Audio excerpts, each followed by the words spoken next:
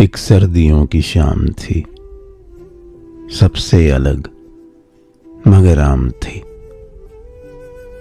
वो जो खास था मेरे पास था, एक अजीब सा एहसास था।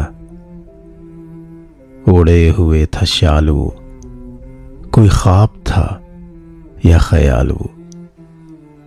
सभी दर्द व गम थे सोए हुए, अनजान रस्तों में खोए हुए।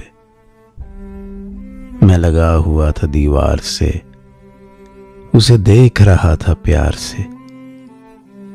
वो भी गुम थी किसी के ख्याल में, जैसे किसी के विसाल में। हाथों में उसका हाथ था, जैसे बरसों का साथ था। नैनों से नैन मिले हुए, मगर होंठ जैसे सिले हुए। फिर जैसे ही उसके लब हिले, बरसने लगे शिकवे गिले। वादे हुए, कसमें हुई, सभी इश्क की रस्में हुई। हाँ, ये दिसंबर ही की बात थी, शायद आखिरी मुलाकात थी।